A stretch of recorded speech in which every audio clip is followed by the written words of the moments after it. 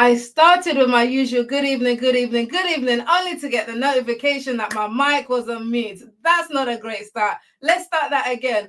Good evening, good afternoon, good morning, because I know you're tuning in from all over the world.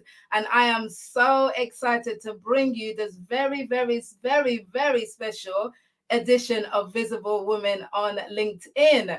Now, here's the thing. If you don't know what Visible Women on LinkedIn is, this is a show where I have the most amazing, inspirational, really honest conversations with amazing women that I'm in contact with who are building their brands on LinkedIn, who have made the decision to stop hiding and start being visible on LinkedIn and beyond. Now, this was a show that I had for I did it for about 2 years, and I put it to bed earlier this year.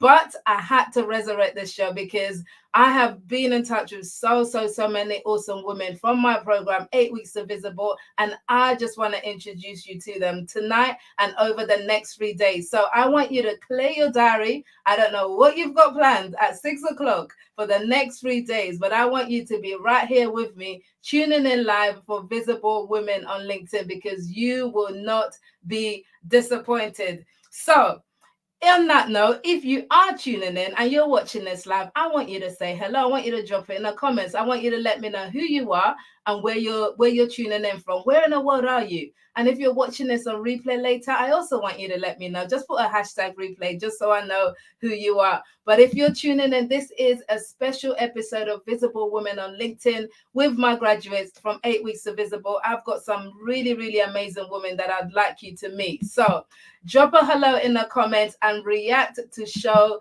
that you are watching, because we are going to have a good time tonight. Now, before I bring the guests on, they're worth the wait. I promise you they are worth the wait. I want to give you a little quick intro in case you're thinking, who is this person? Who is Mildred? I just turned on LinkedIn and she's here looking at me. Or you could be watching this on Facebook as well, or YouTube, and that's also okay. I want you to say hello wherever you're watching from. I want you to drop it in the comments. But my name is Mildred Talabi, and I am a LinkedIn personal branding coach. I specialize in working with women to help them build their influence, their income, and their impact through being visible on LinkedIn and beyond. And guess what? In case you haven't figured it out yet, I love what I do. I think this is such a great thing to really give women and men, of course. Guys, you are welcome on this show, by the way. You are welcome, so feel free to join us, right? I love the opportunity to give women a platform to really use their voice to make a difference in this world. And we're going to meet two of those women tonight on this episode of Visible Women. So drop your hello in the comments and get ready, because I'm about to introduce them to you. I see Miranda is in the house from Dallas, Texas. Hi, Miranda. Good to have you with us. Anna is also in the house in Dallas too. Oh my God, Dallas is ruling right now. Okay, who is in the house that is not in Dallas? Because I want to hear from you as well. Malika is from Central Florida. Hi, Malika. Good to see you on here with us. Okay, are you ready to receive our guests today? Because I tell you, you're going to hear from them and they're going to be really exciting. And today we are talking about career breakthrough strategies. That's what we're going to focus on today. So if you're somebody and you're feeling kind of stuck in your career, or you're thinking that, you know what, 2023 is coming and I want to really make sure that I'm in a position to get to that next place in my career, wherever that might be for you, then this is the show that you're going to want to hear. So my guests on today's show are Vimala Thangavelu and Marshah Dixon Terry. Now, Vimala is a senior lawyer who specializes in coaching high-achieving professional women to recover from work hurts, to reclaim their power, and I really like this one, to smash their career ceilings of confidence. She's going to tell us all about that in a second. Now, Marshah transitioned from a senior HR career in various head of roles to set up her own business, providing executive coaching services for women leaders who want to break through internal and external barriers to find happiness, fulfillment, and success in their careers. Now, can you see what both of these women have? They want to help you smash and they want to help you break through. That's why we are talking career breakthrough today. So please help me welcome to the stage Vimala and Marshah to our virtual stage. Vimala, Marshah, say hello to everybody. We're live on LinkedIn, Facebook, and YouTube. Good to have you with us.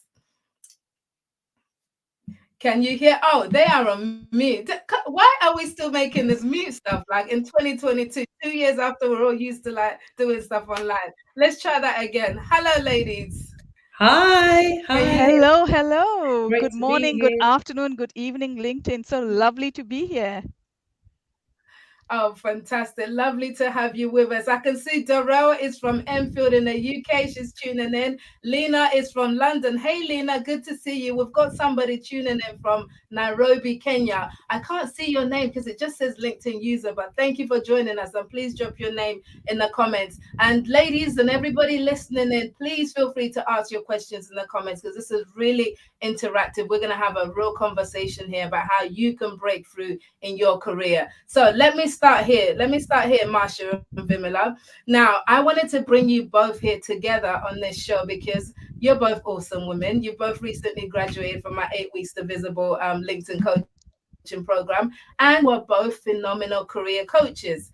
But here's the thing, right? We're going to talk about all of those things in this conversation. But first, let's talk about career coaching because I know that most kids don't say to themselves at the age of 5, 6, or 7, when I grow up, I want to be a career coach. That is not in the agenda for most kids. So I want to know, where did this start for you? And what was little Vimala like? What was little Marshall like? So let me come to you first, Vimala. What were you like as a kid? And what did you want to be when you grew up?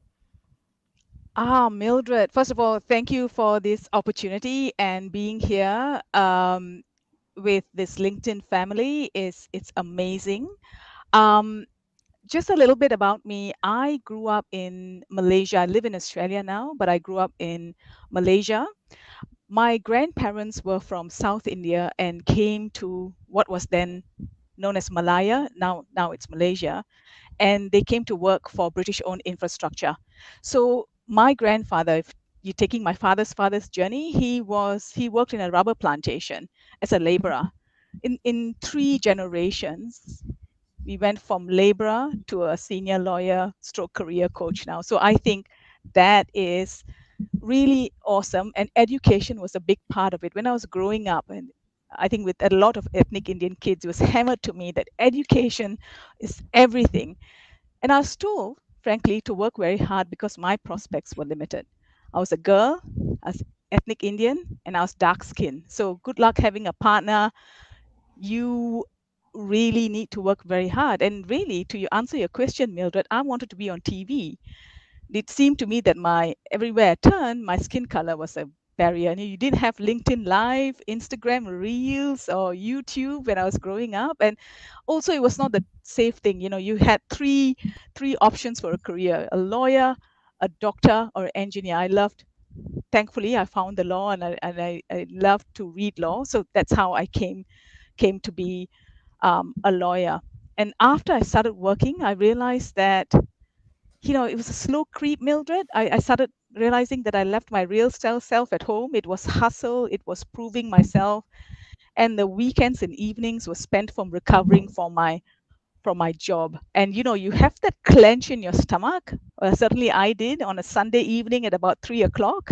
Um, and that began a journey of trying to find out, look, how do I really bring my full self to work? How do I not be so anxious? And then through a journey of discovery, being a career coach was born because I wanted to really help other women not to have gone through what I did. Mm. There Wow, you go. that's powerful. So That's many the things you that's the said short there. version.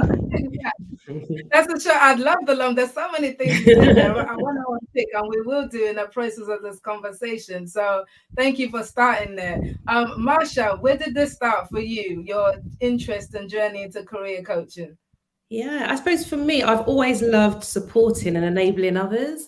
I wasn't really clear exactly what I wanted to do when I started my career. So I read law and politics. I then went into consultancy and then went into HR.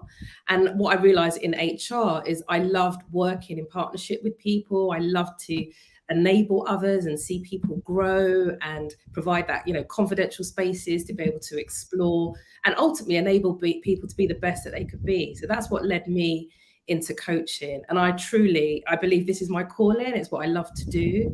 And I particularly love when I notice people who are not clear on what they want to do, but ultimately just through being kind to ourselves and really exploring, seeing the impact that makes. So for me, it wasn't an ultimately clear path, but ultimately I've led to where I wanted to be.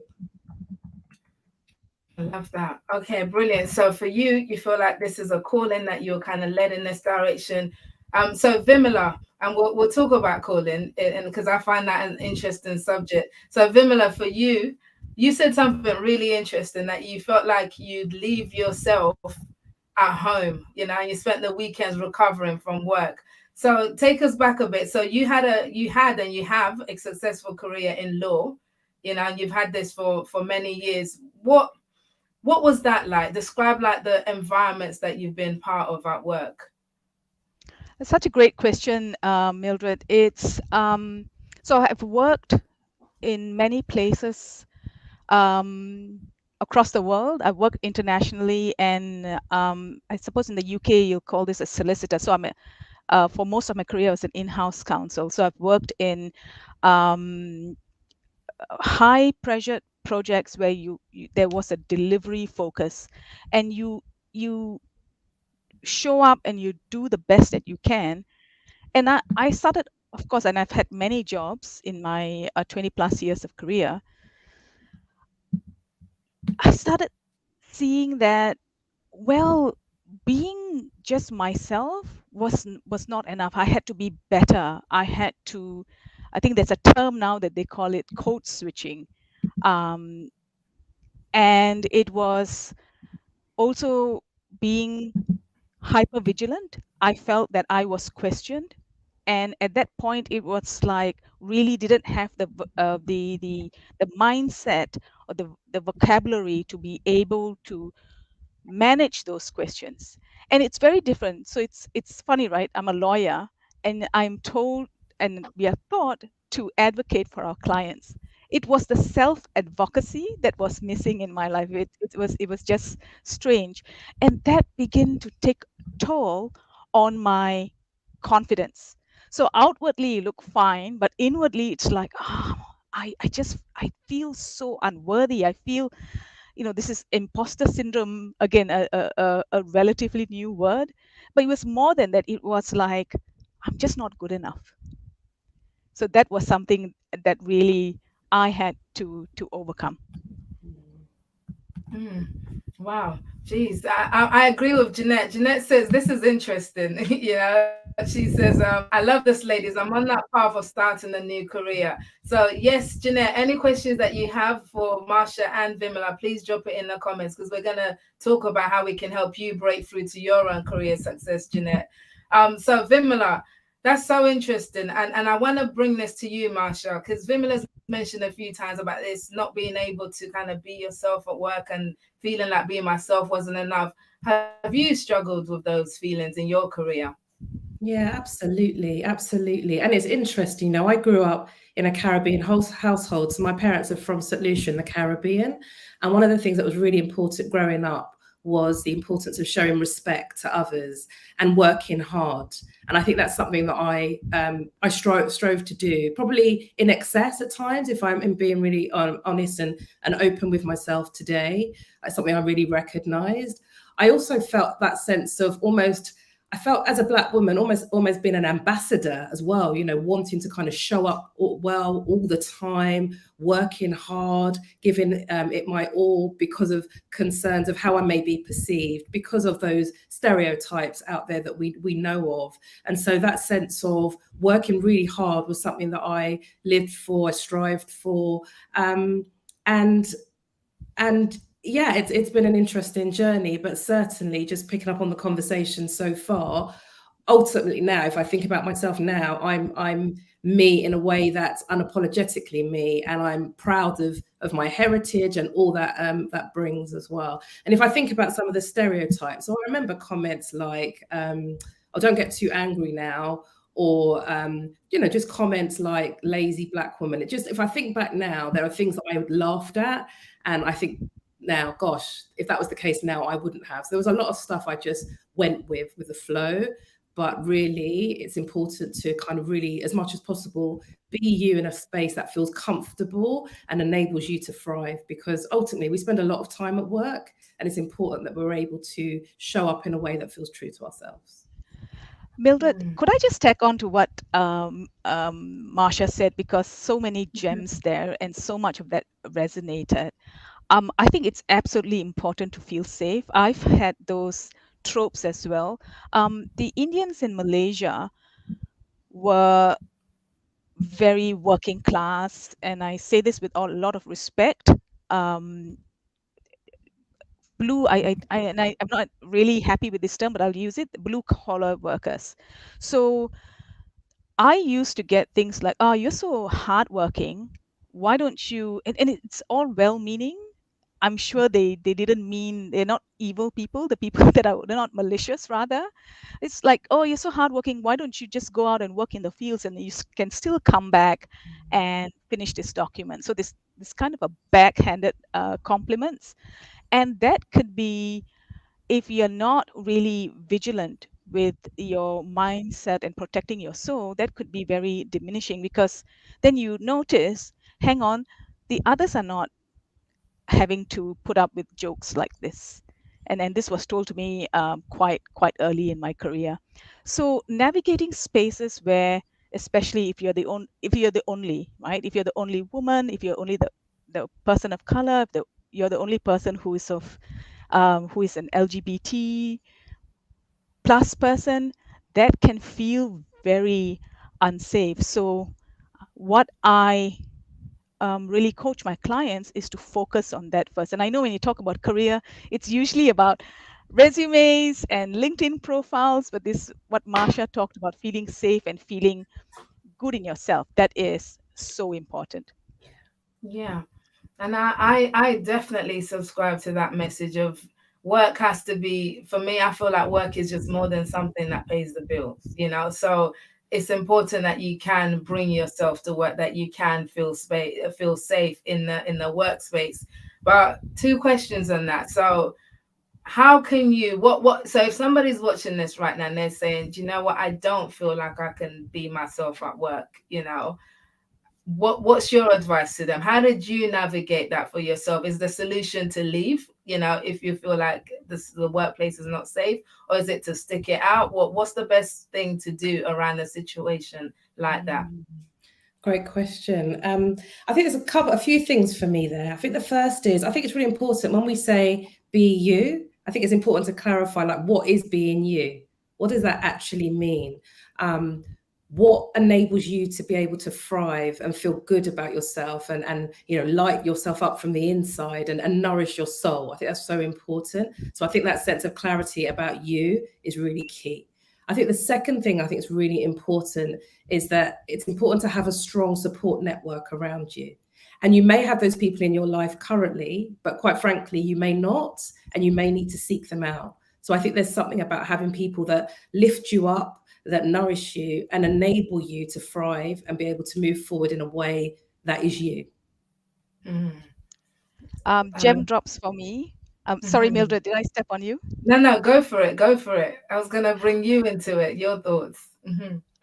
Gem drops for me, and I think that's so important, getting that clarity on what gives you meaning, what are your values, because it's not obviously one size fits all. And my lawyer training is jumping in as well to say that, of course, each person is different and each situation is different. So if you're in a really toxic relationship with your work, because frankly that is a relationship, then you've really got to look at your options to see, is it best for you if you leave?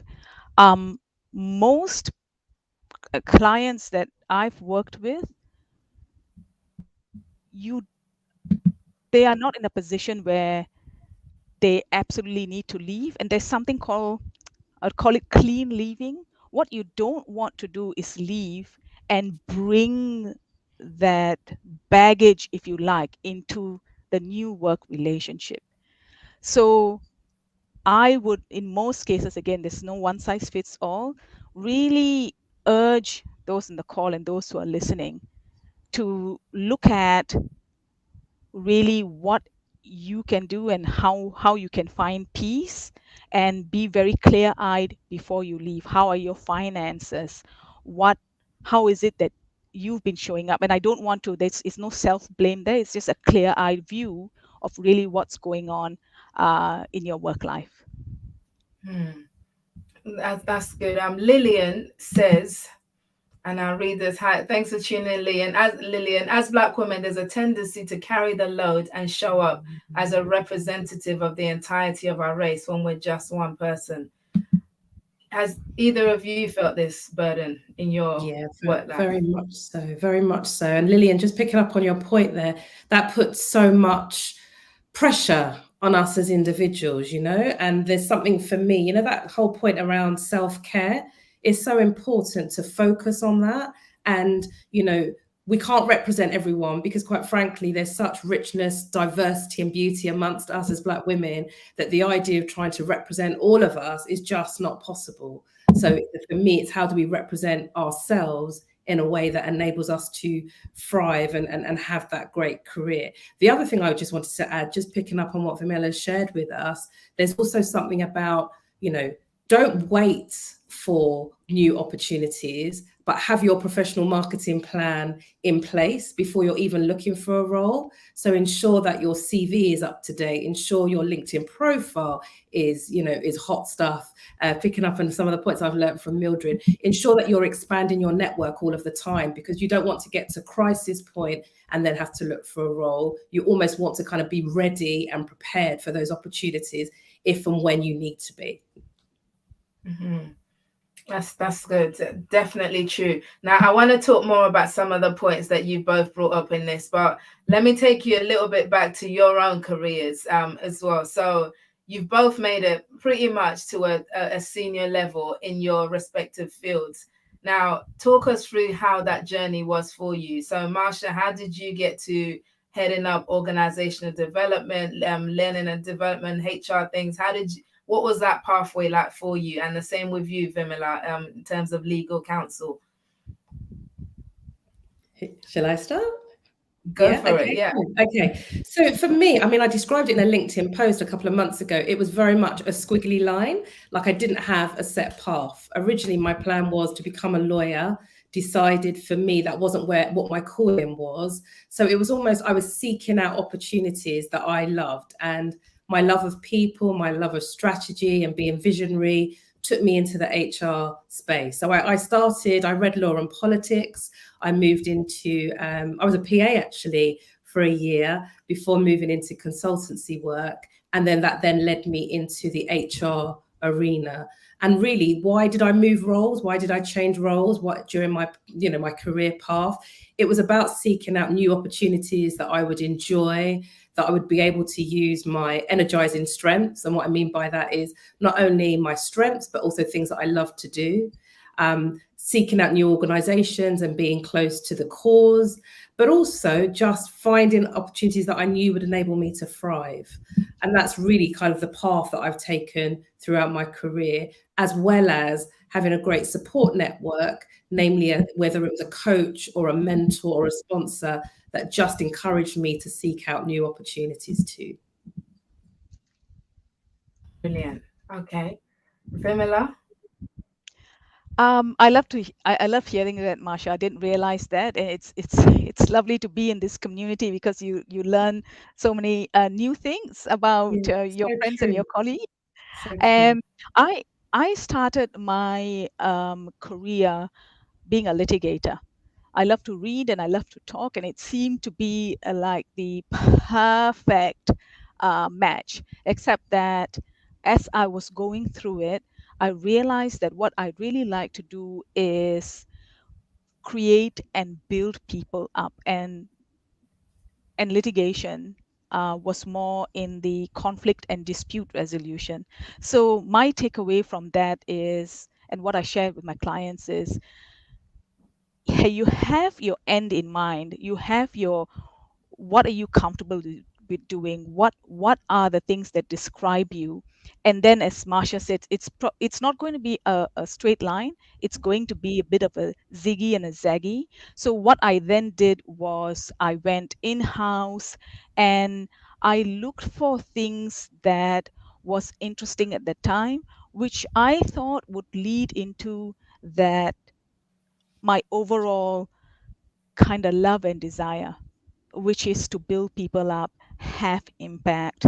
And I was very conscious that I was not going for promotions in my career. It's not that promotions are a bad thing. I was going for, I love the word Marshah used, opportunities, experiences, and the promotion followed me. So I think just a takeaway is that having that end goal in mind and moving towards it, and as long as you're putting one step, mistakes, I don't think that they're missteps, as you were, they always teach you something. So don't be afraid of taking the next step, because it might not be the right step. Mm. I think Yes. that's really powerful, actually. I think that if we think about our careers, if I think about my career, there are opportunities that I've had that I've not really enjoyed, but I've learnt and I've used that, and I'm using that as part of my career coaching practice too, because ultimately it is about, to your points around finding those opportunities and showing up in ways that enable you to make the most out of opportunities. That really speaks to me too. So you've both mentioned a few times now the importance of having a support network, having mentors, and having people. I'm guessing sponsors is also another term that we hear in work. So not just mentors, people who will, teach you stuff, but sponsors who will promote you, help drive your career forward. So talk to us about some of those people that you've had in your career, if you've had them, and also, why is it so important that we have this support network and mentors in our career? Marshah, I'm gonna pass the virtual mic to you. Thank you.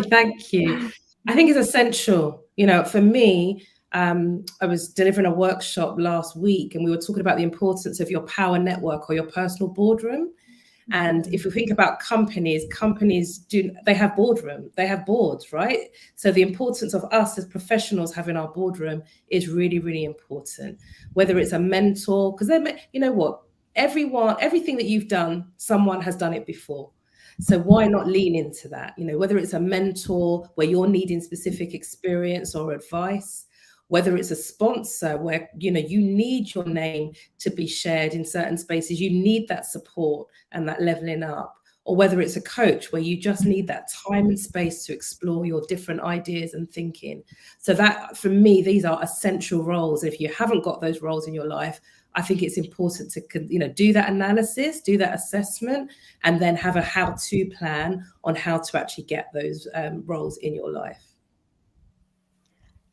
That was just a little pill of goodness right there. Everyone taking it. You're so funny. I'm not being facetious. That was great. And I'd like to break it down a little more, just tacking on what you're saying, Marshah. So Jeanette Jeanette King has a fantastic question. I'm going to get to that, yes, if that's okay. I'm going to highlight it on here because it's relevant. Yeah, how do you obtain that's an excellent sponsors? question. Yeah. But before that, so we are all on the same page. Sponsors, mentors, coaches, they have different, I think people have different interpretation. I'll just give a general one. So sponsors are people in a company or an organization who speak for you when you're not in the room. This is very powerful because they are able to advocate for you with decision makers. There's a fantastic TED talk by an African American lady that I just can't remember. She's talking about how important it was to have these people, and sometimes you don't even know that they are your sponsors. This is something that is largely, at least from my experience, it's not in your control. So you don't have control on who speaks to you. You can do a great job, network and build relationships. The end of the day, whether they're going to speak for you or not, and even if you ask them, that's not within your control. So that's sponsors. Mentors are people that you reach out for brains trust and say, hey, how have you done this before? So picking on what Marshah has said, how we are leaning into other people's experience. Can you help me? Can you teach me? And it's people you can be your peers or someone, a line manager, people that you are comfortable with, people that you don't mind being a little vulnerable with. So my my guidance is be very thoughtful on who you choose to be your mentors. And coaches are people who you hire to be on your side, or you or your company hires to be on your side to coach you through a specific activity or specific to get to a specific outcome. So Marshah and I have Mildred as our coach for this whole LinkedIn journey that we went through the 8 weeks. So those are the three broad categories. And to Jeanette's question, how I'll do you just obtain? spotlight it here. Thank you so much. How do you obtain sponsors and network a new career so you can chime into your perspective? So what I understand from the question is basically how do you acquire people who you can get to either guide you or teach you the ropes or basically show you how to get to a new career. And it's by speaking to people. It's by going out there asking the questions. And it sounds so basic. The amount of time that I've spoken to people, though, who are afraid to go and even ask the question for fear of being seen stupid, that's it's phenomenal. So don't let that hold you back. And LinkedIn, I feel, is a great equalizer. If you're following people who are so if you want to be a motivational speaker, and Mildred, I'm just using what you've taught us as well. Who are the people that you love, and follow them on LinkedIn? So that's definitely a great start. I'll keep quiet. No, please don't keep quiet. Keep on going. And Gula, great to see you in the house, Gula. Gula says, totally agree with you, Vimla. You don't have control over your sponsors, but so long as you provide them with the tools, then a positive outcome will come to light. Absolutely. And yeah, I love that. Sorry, okay. Mildred. No, that's fine. That's fine.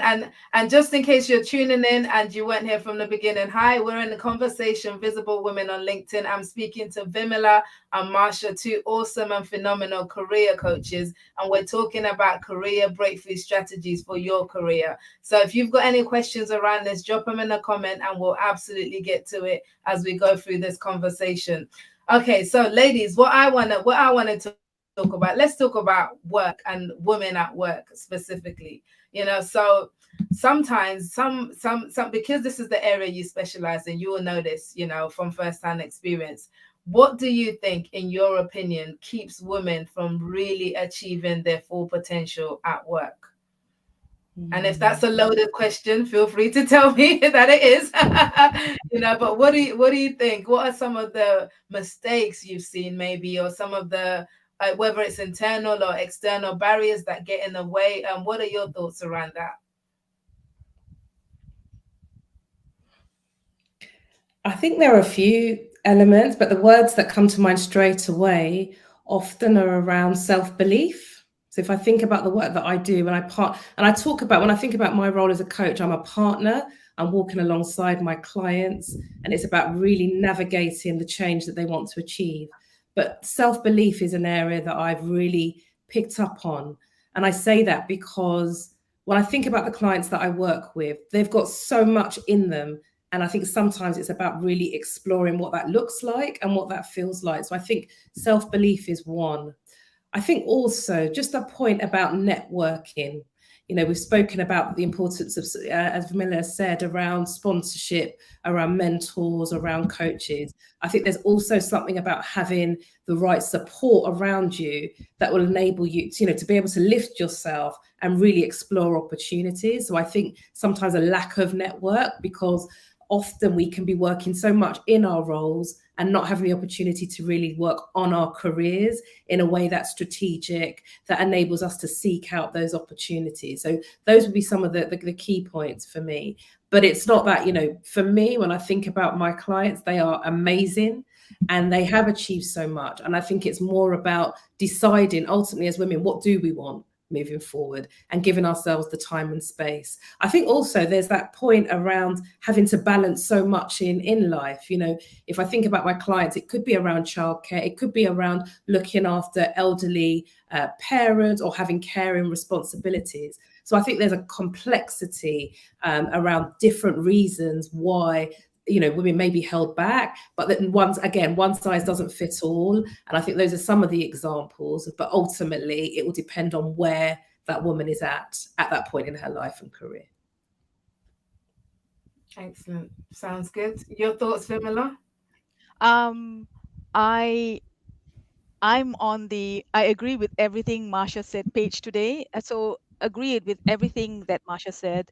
And I would, just taking a step back, break it down to three areas. So if you're looking at it from concentric circles, the inner circle is the self, which self-belief is I think goes in that part, what Marshah talked about, having self-belief.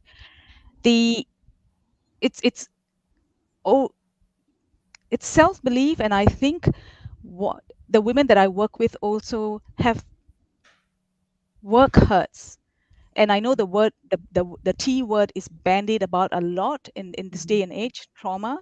So whether it's little trauma or big trauma, it's work trauma that comes from very unpleasant or egregious experiences. So healing that, I think, is a big thing. And I think as women, because there's so much pull on us, and as nurturers, we tend to give, we don't take the time, this is the broader we, to really focus on that. And I don't mean about spending 20 years in therapy, nothing against therapy, but I don't mean that. Being mindful though of our internal space, I think that's one of it. The circle just on after that, on top of that, is the interpersonal. How do we show up? How do we advocate for ourselves? How do we bring our power to bear in a wonderful light when it comes to dealing with people? And I think the sometimes women, we miss a trick there in being able to, and that happens to me. So I'm speaking from war wounds myself. How do I advocate not only for other people but for myself? And the last circle would be community, and this is what Marshah was talking about in really finding people. So I actually started getting real traction in my life when I hired a coach. And this is not saying, well, you should hire someone or hire us. No, go and find. There's so much of research that you can do. There are thankfully lots of coaches now. Find someone who you resonate with. Get help. I think we want to either save time, save money, prioritize other people other than us, and we miss a trick there. Yeah. So I would say these are the three areas that women would do well to focus on. Yes, and you're talking about hiring a coach, and Jeanette says, I need a coach to retrain me. Jeanette, reach out to Marshah and Vimala. Feel free. Absolutely. You can find them on LinkedIn. There's something that you said earlier, and Lillian's point is that it's all of this is so complicated, that women sometimes hold themselves back due to fear of failure, possessing 110% of the tools experience to perform, workplace culture, society. There's a lot. It is multifaceted. There is a lot going on when we talk about what's keeping women from the top. There's something that you said, I think it was you that said it, Vimla, that I think is important, and I want us to explore as well. This whole idea of self-advocacy, and it kind of will lead us into, like, because I want to talk about the whole being visible thing before we wrap up. But this whole idea of self-advocacy, where we are speaking up for ourselves, how important is that, and how do we go about doing that at work? I think each of these questions you can spend a 2-hour workshop on. So we'll give the small version. I don't think there was a comment I saw about microaggressions, and I'm sorry it's past now. So if you're feeling that if you're feeling that you're hyper vigilant, if you're feeling that you are in the wrong end of any type of aggressions, I think it's going to be very difficult to have the headspace in order to advocate for yourself. So to Lillian's point, yes, it sounds really complicated. It's fear of failure, it's societal expectations, it's workplace culture, it's expectations. So it's important to work with, if you're working on yourself or working with a coach, to have it in bite-sized pieces, to handle one thing at a time. And I think as women, we are touted to be multitaskers. Multitasking, I don't think is a good strategy. I have not seen it in myself and in the clients that I work with. And that's why it's important to have, look, step by step, let's focus on this, let's work on that. And in elevating one area of your life, there is a beautiful osmosis that happens to the other area. So that's one part of it. I think what I'm saying is there's lots of books on there on influence and persuasion. And I'm in the business of influence and persuasion, being legally trained.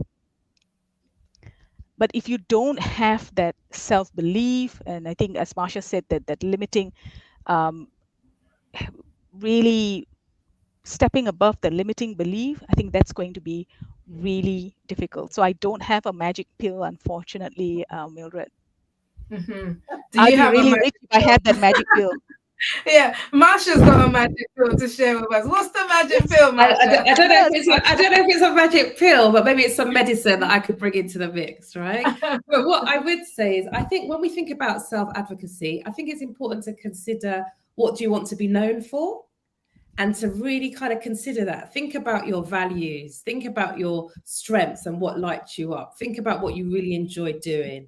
Think about who you like being around. So, there's something for me about being clear. What do you want to be known for? And doing some of that groundwork, as Vimala and I were talking about earlier, do that groundwork. And then once you've got that clarity, then think about, actually, what are the opportunities that I can share what I want to be known for?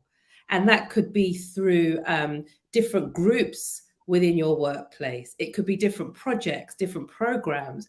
It could be the need for you to really look at your networks and consider, are there people that you need to tap into in order to be much clearer around what you want to be known for too. So I think it's almost getting that clarity for yourself before you then consider those opportunities moving forward. Because actually, if you're confident in how you show up and how you present yourself, then you're going to it's going to make it a lot easier to kind of feel clearer, more confident, and more you in relation to the opportunities that you seek out. So that's just building on what Vimala has said there.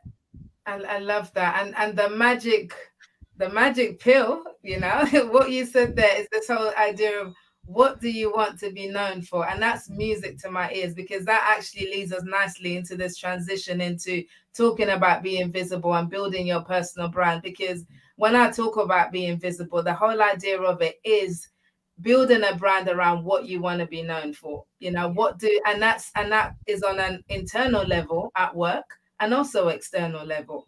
So question for you ladies, when you think about the idea of being visible, because before we started working together on 8 Weeks to Visible, there must have been something in your head, what you thought, what did visible mean to you? What do you think of when you think of the word visible? How do you explain that? Marshah, you can take this one first. Yeah, sure. So to be candid, when I thought about being visible, I had such a mix of emotions, fear, excitement, uncertainty. But what I was really clear on is that, as I spoke to you earlier, when we spoke earlier about the importance of my calling, and I know that I love the work that I do. I've seen the impact of the coaching that I've done, both on a one-to-one basis and through groups. So the need, the importance of being visible really spoke to me. And actually, as a result of being visible, it leads to opportunities. I think that's really important too. So whether it's more interest in the work that we're doing, whether it's the opportunity just to share those kind of golden nuggets around what we've done and how we've done what we've done. So for me, a mixture of emotions, but certainly the point that I'm at now, it's crucial, it's essential to be visible. Awesome. For you, Vimala, is it the same? Is it essential? And were you afraid initially in the beginning? Um, I was afraid. Well, yes, I think I was nervous more than afraid, and it was like, how will I be perceived? Would I be perceived as an attention-seeking Jezebel? Would I be perceived as someone who really has nothing much to say, but is just beating on her drum? Um, and one of my superpowers is that if I know that I have an issue in an area, I go out and seek out the experts. For me, time is too short to do a whole bunch of Googling and speaking to people who may not have the expertise. And that's how I found you, Mildred. And really, I think this journey has been so edifying to me because it's reaching out and having an impact. And what Marshah says really resonates. It's another platform to self-advocate, to talk about and listen to and engage with people and build community around topics that are important to me, which is, of course, high achieving women really smashing their career ceilings. So this has been a fantastic 8 weeks for that. Totally. Oh, brilliant. This is not a plug, though, guys. It's a plug, but it's not a plug. And I love that. What's this? DK says I can listen to all three of you ladies on loop every day. Excellent, inspiring viewing. Thank you, D, and thank you for joining in. That is wonderful. And Lillian says, thank you, Mildred, Vimala, Marshah, for your nuggets of wisdom. Great conversation. Brilliant. Listen, we're not done yet, guys. We're not done yet because I wanna bring this up with some real takeaway for you guys. And if you have any questions at all, please drop them in the comments, and we can go on that. So yes, visibility is a big deal, and this is the truth. As women, we tend to struggle with this more than men, because for a lot of us, maybe I think Vimala, you touched on this a little bit, but growing up, I'm Marshah from the Caribbean background, me have an African background, but it's kind of, there are expectations on women, and one of those expectations is not to be visible, so it's like you're not expected to be visible and to put yourself out there. It's not quite greeted in the same positive way as if a man was doing it. So do you feel that your upbringing or your background has had any impact on how you've, I guess, self-advocated, how you've made yourself visible in work, in your business, in your life, in your journey so far? Yeah, definitely. So I mentioned earlier, the importance of working hard is something that's been instilled in me from a very young age.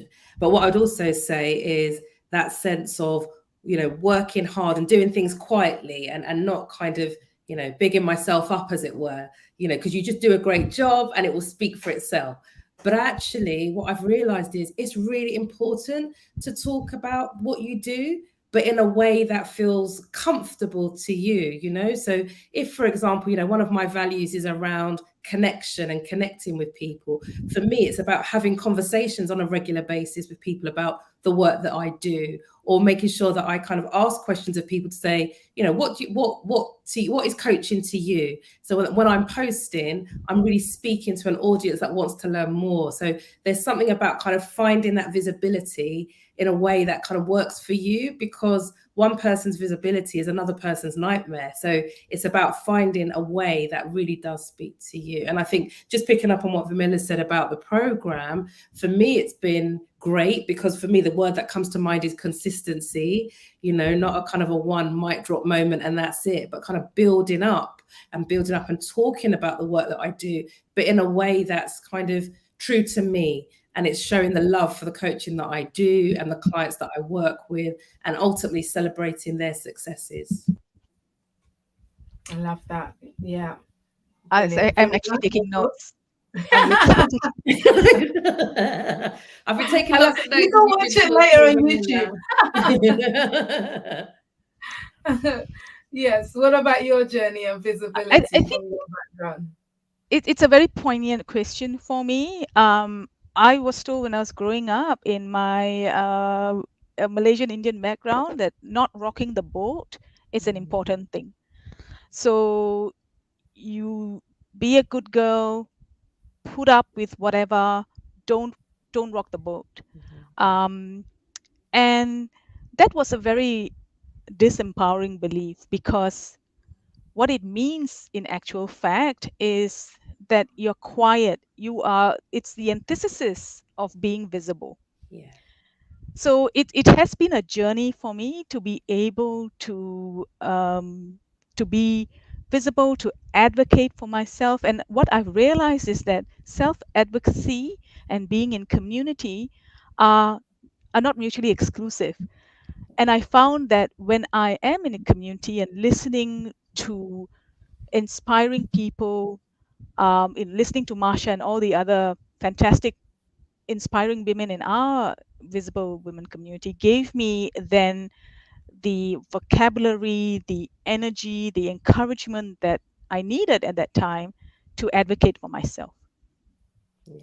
And I think, Vimala, hearing you speak it really speaks to me, because it just goes to show that when we support one another, we can be in the same field, but it's about how we can lift one another. And the conversations that you and I have had with one another, that's really lifted me too. So I emphasize that, because, having support around you and, the focus on collaboration is key.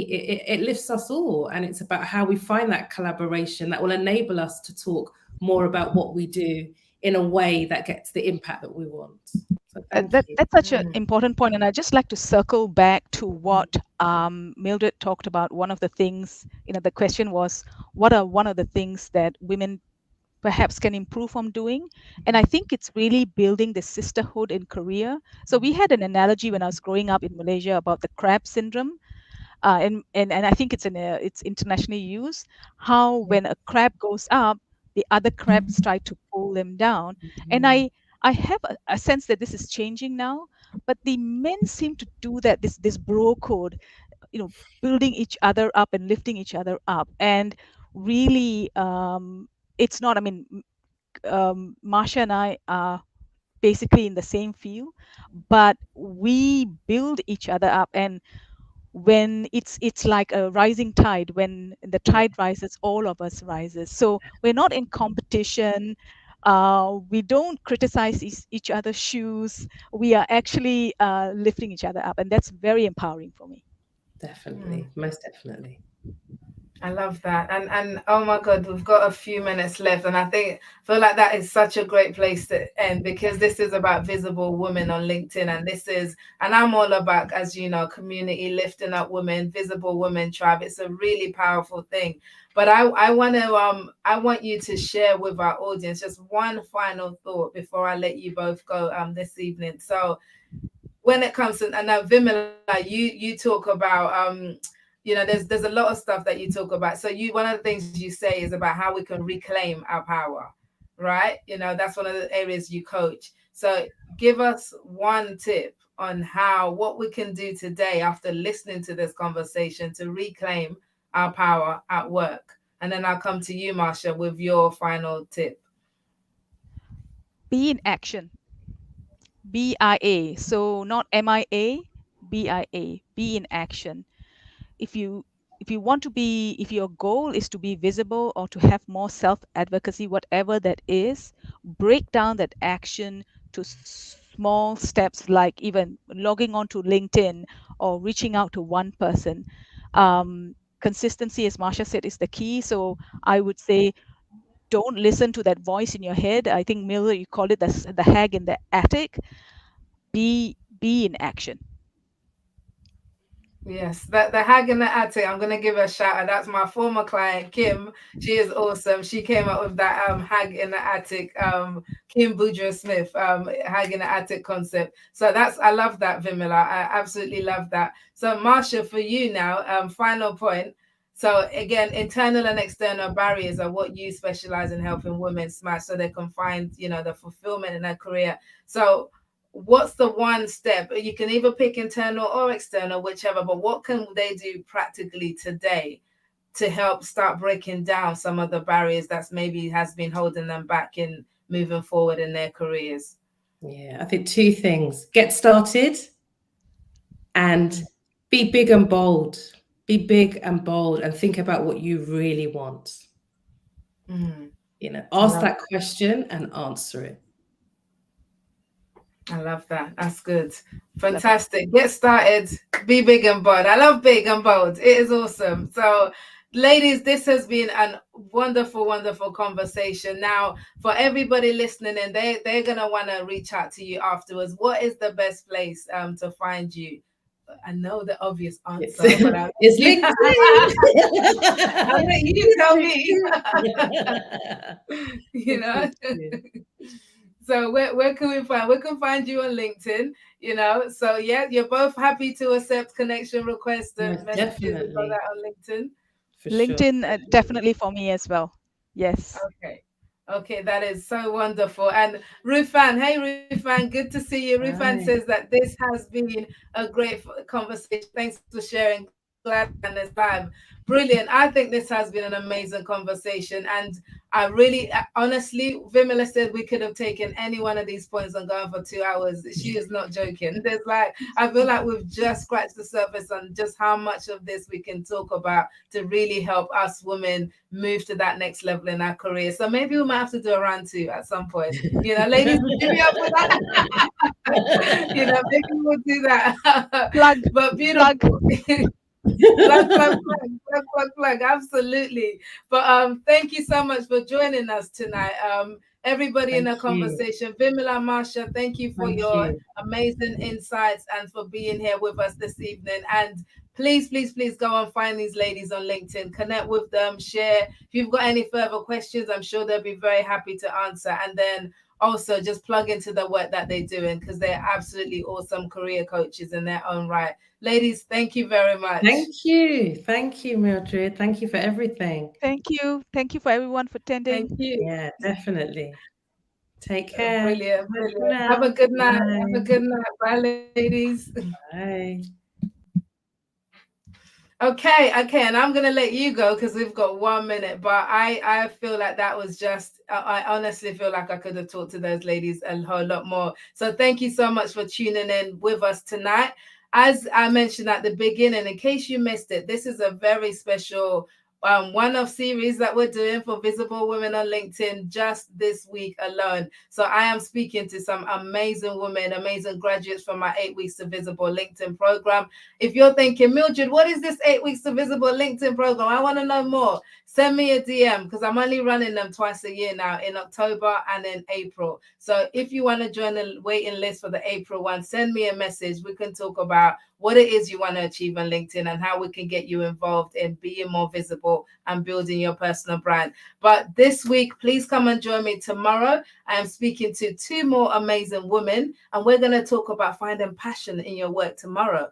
That's going to be exciting. And then on Thursday, we're going to have a final conversation. Then we round it off. But for tonight, please reach out to Vimala and to Marshah, because they're absolutely brilliant and they can definitely help you with any career issues that you're having. So Thank you so much for joining us. It's been a real pleasure, and I look forward to seeing you here, same place, same time, whatever plans you've got for tomorrow. This is the sign of you canceling it right now, because you're going to be here tomorrow to join us, same place, same time tomorrow, for part 2 of Visible Women on LinkedIn with my new guest. So for now, take care and have a good night. Bye-bye now.